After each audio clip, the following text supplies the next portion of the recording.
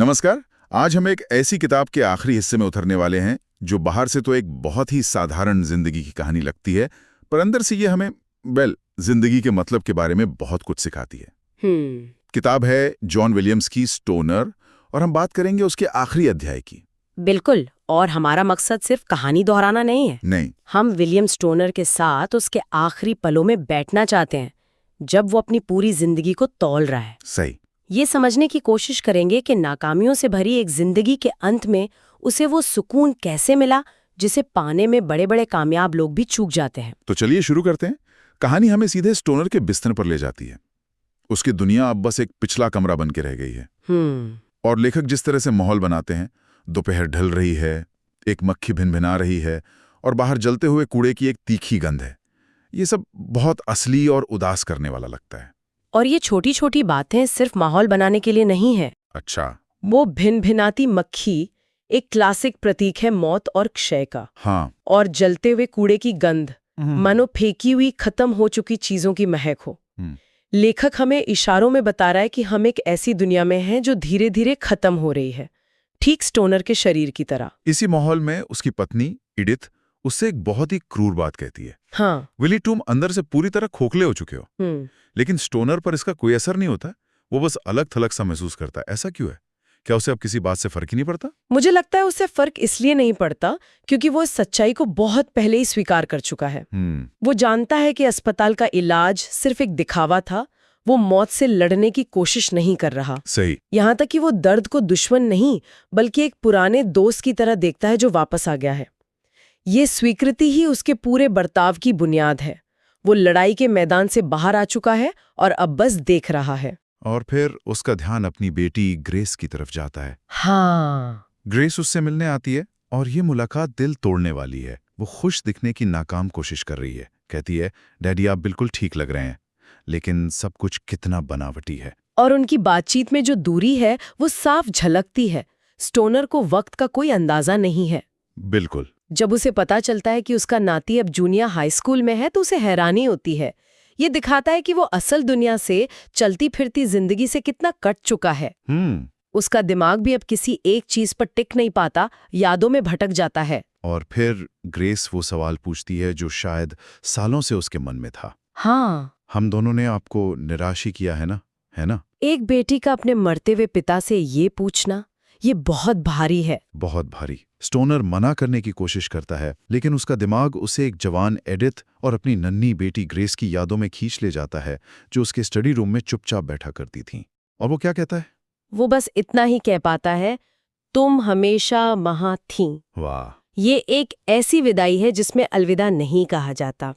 दोनों जानते हैं कि ये उनकी आखिरी मुलाकात है।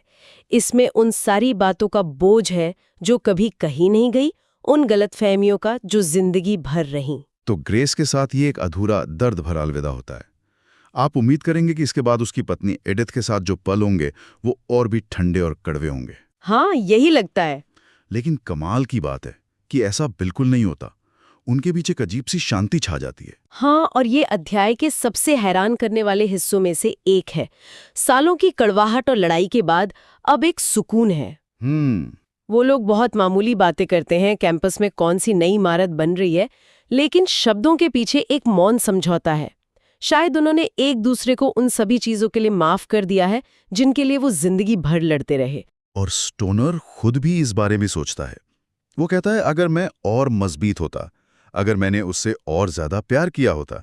ये अफसोस जैसा लगता है, लेकिन शायद ये गहरी समझ का पल है। बिल्कुल, ये सिर्फ पछतावा नहीं है, ये जिम्मेदारी का एहसास है। वो पहली बार अपनी भूमिका को बिना किसी बहाने के देख रहा है, और फिर वो अपना हाथ बढ़ाकर एडिथ का हाथ छूता है। ये कोई रोमांटिक पल नहीं है, लेकिन ये सुलह का एक पल है। उनके बीच का लंबा युद्ध आखिरकार खत्म हो गया है। और जब लगता है कि शायद अब सब कुछ शांत हो जाएगा, तभी उसका पुराना दोस्त गॉर्डन फिंच मिलने आता है। और ये मुलाकात, ये बहुत दुखद है। हाँ, बहुत। बातचीत के बीच स्टोनर की जुबान फिसल जाती है और वो उनके उस दोस्त का जिक्र कर देता है जिसकी सालों पहले मौत हो चुकी थी, डेव मास्टर्स। वो पूछता है, डेव कहाँ है? और बस उसी एक पल में उनकी दोस्ती की बची खुची डोर भी टूट जाती है। अच्छा, स्टोनर को गॉर्डन के चेहरे पर डर और बेचैनी का एक झटका सा दिखता है। वो बहाना बनाने की कोशिश करता है कि वो नींद में था, लेकिन वो जानता है कि गॉर्डन उससे इस तरह दूर हो गया है कि वो कभी वापस नहीं लौट सकता। ये बहुत ही भयानक एहसास होगा। ये सिर्फ एक गलती नहीं है, ये जिंदा लोगों की दुनिया से उसका आखिरी कनेक्शन टूटने जैसा है। बिल्कुल, मानो उसके सामने ही जिंदा लोगों की दुनिया का दरवाजा बंद हो गया हो। एकदम। और एरिथ की कड़वी सच्चाई इसे और भी बदतर बना देती है। जब गॉर्डन जाने लगता है तो वो उससे कहती है वो अब हमारे साथ ज्यादा दिन नहीं रहेंगे। अरे, ये एक तथ्य है, लेकिन इसे कहने का तरीका ऐसा है मानो वो किसी टूटे हुए फर्नीचर की बात कर रही हो। स्टोनर के लिए ये इस बात की पुष्टि है कि वो अब पूरी तरह अकेला है। अपने दोस्तों और परिवार से कटने के बाद स्टोनर अपनी पूरी जिंदगी का हिसाब किताब करने लगता है।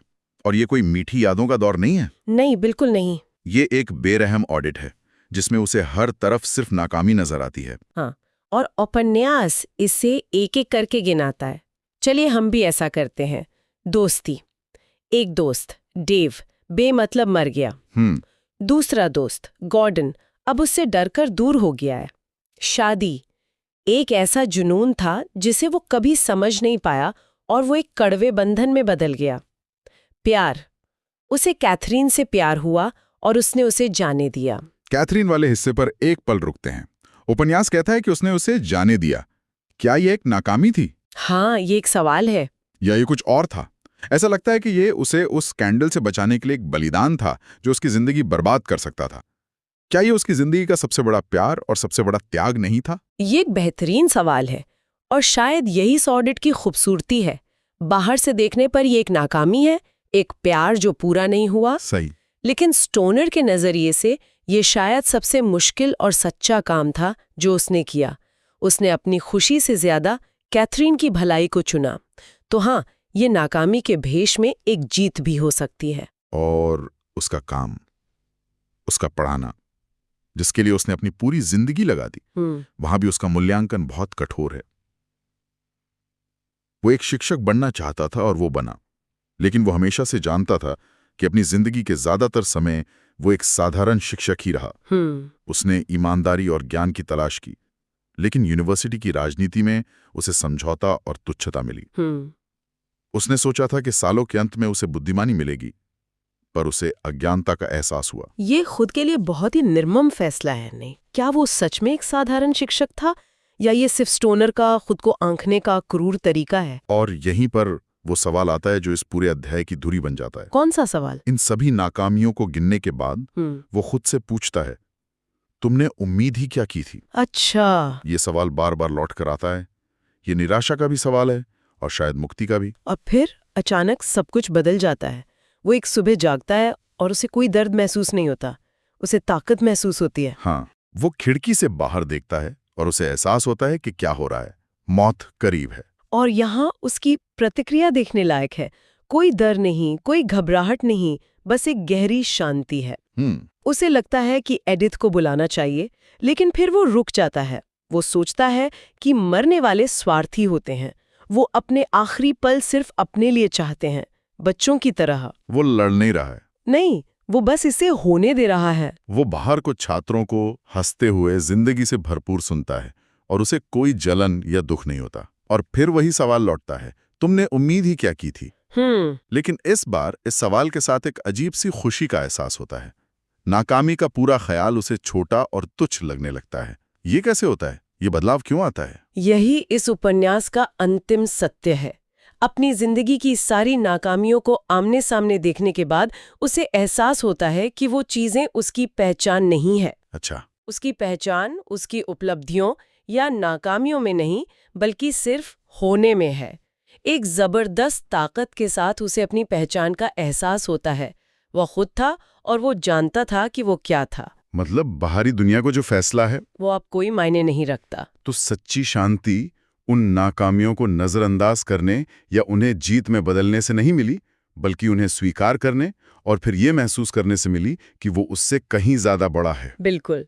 सच्ची शांति तब मिली जब उसने बाहरी दुनिया के स्कोर बोर्ड को देखना बंद कर दिया और सिर्फ अपने आंतरिक वजूद को महसूस किया। और उसका आखिरी काम, वो अपनी लिखी हुई किताब को उठाता है। हाँ ये कोई मशहूर किताब नहीं है, इसका लाल कवर अब फीका पड़ चुका है। हाँ, और ये विरासत या प्रसिद्धि के बारे में बिल्कुल नहीं है। उपन्यास साफ कहता है कि किताब को भुला दिया गया है। लेकिन स्टोनर के लिए ये उसकी जिंदगी का, उसकी मेहनत का एक ठोस सबूत है। वो जानता है कि उसका एक छोटा सा हिस्सा वहां था और हमेशा रहेगा। वो किताब के पन्ने पलटता है और कुछ रचने का वो पुराना रोमांच महसूस करता है। और फिर सूरज की एक तेज रोशनी पन्ने पर पड़ती है। उसे कुछ दिखाई नहीं देता, उसकी उंगलियां ढीली पड़ जाती हैं और किताब उसके शरीर से फिसलकर कमरे की खामोशी में फर्श पर गिर जाती है। सब खत्म। तो इस सब का क्या मतलब निकलता है? एक जिंदगी जिसे अगर बाहर से देखें तो दोस्ती, शादी, प्यार, करियर हर पैमाने पर नाकाम कहा जा सकता है, उसका अंत इतनी गहरी, निजी शांति और आत्मस्वीकृति के साथ होता है। और शायद सुनने वालों के लिए आखिरी विचार यही है। ये अध्याय हमें ये सवाल करने पर मजबूर करता है कि हम किसी की जिंदगी को मापते कैसे हैं। सही। क्या बाहरी सफलताओं से कितने दोस्त हैं, करियर कितना ऊंचा गया, प्यार कितना सफल रहा, या फिर उस आंतरिक अंतिम समझ से कि हम अपने अंत में कौन थे।